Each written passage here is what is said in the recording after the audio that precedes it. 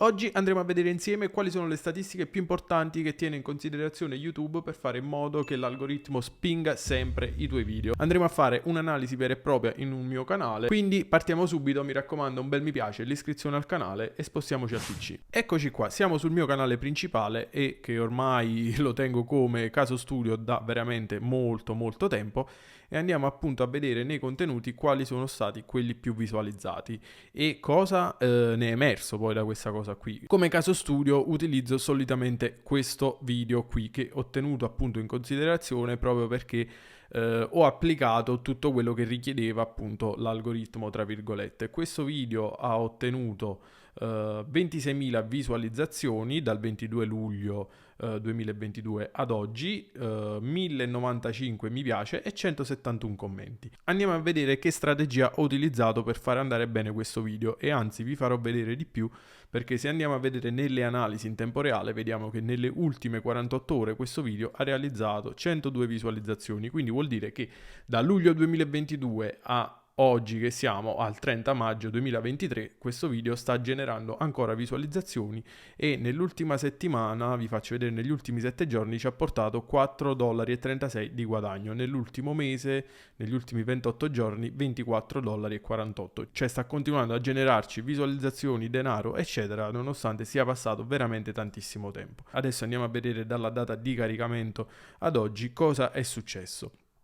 In questo video ho applicato appunto tutte le cose fondamentali che YouTube tiene in considerazione. Quindi la prima cosa ovviamente fondamentale è la copertina, quindi la copertina è una cosa che deve attirare e per quello che è la mia nicchia una copertina del genere è veramente tanto cliccato. Ovviamente io per creare questa copertina ho preso spunto da canali che portano argomenti simili e che hanno ottenuto numeri pazzeschi, quindi ispirandomi a quella copertina effettivamente ha funzionato e lo possiamo capire dalla percentuale di click sulle impressioni che è del 10.3% e una percentuale del genere è abbastanza alta, vi assicuro che è ottimale, anche perché ovviamente YouTube man mano va a spingere questo video, lo fa vedere magari a un pubblico che non è del tutto interessato alla nostra nicchia, quindi magari non cliccherà sull'immagine, è per questo che solitamente già dal 8% in su diciamo che è una statistica veramente buona. 10.3% devo dire che dobbiamo esserne soddisfatti. Altro parametro che YouTube tiene in considerazione è il coinvolgimento, quindi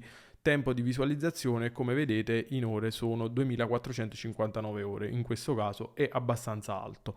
Stessa cosa per la durata media, questo è un altro parametro che YouTube va a considerare veramente tanto, la durata media di visualizzazione. In questo caso il video dura 16 minuti e 41, la durata media di 5 minuti e 33, che sarebbe il 33%. Non è magari ottima, ma è abbastanza buona. L'importante è non tenerla veramente bassa, perché se cliccano e skippano il video, YouTube veramente il video non ce lo spingerà mai. Adesso vi faccio vedere un'altra strategia che ho utilizzato in questo video per far sì che appunto la durata sia più alta, per far sì che le persone ritornino un po' indietro a rivedere il video, eccetera. Se vedete qui in basso ci viene mostrato appunto il grafico con la fidelizzazione del pubblico, cioè per esempio qua è superiore alla fidelizzazione tipica, perché le persone magari hanno visto il video, poi sono tornati, qualcuno è tornato indietro perché non ha capito in questo punto e io l'ho fatto di proposito.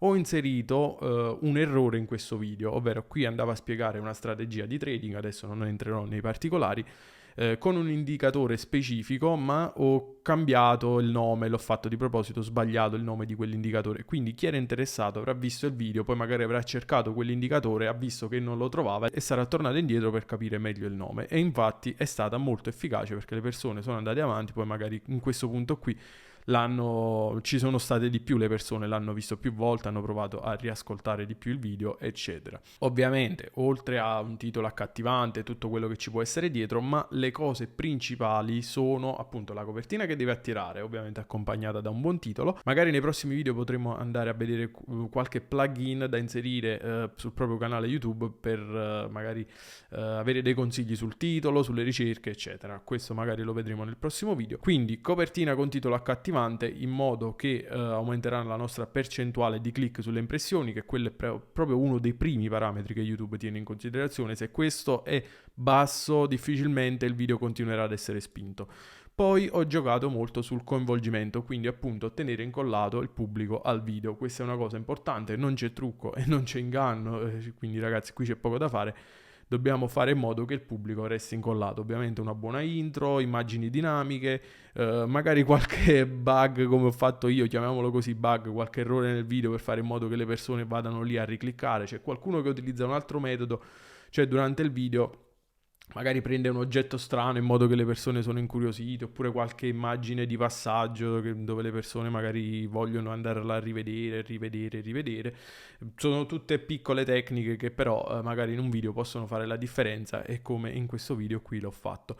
Comunque sia, appunto, la durata di visualizzazione media deve essere un parametro alto, altrimenti anche qui YouTube non ci spingerà il video. E oltre a questo poi ovviamente ci sono tante altre piccole cose che vanno ad influire, tipo tag e tutto il resto. Però magari questo lo vedremo con il corso del tempo, altrimenti uscirebbe un video di 16 ore e non finiremo più. Quindi man mano andremo a prendere come caso studio qualche video che ho fatto e quali strategie per farlo andare bene, diciamo, utilizzato. Infatti un altro tipo di video diverso che vorrei mostrarvi è quello delle ricerche, quindi riuscire a piazzare un video più in alto nelle ricerche e fare in modo che sia ottimo appunto per le ricerche, perché se andiamo qui e vediamo in copertura, come vedete il 33% arriva dai consigliati di YouTube, quindi possiamo aumentare questa percentuale di conseguenza, oppure invece di spingerlo tra i consigliati di YouTube possiamo aiutare il video ad essere importante nelle ricerche, quindi il contrario, quindi è proprio la persona a cercare il nostro video e non YouTube a spingere il nostro video.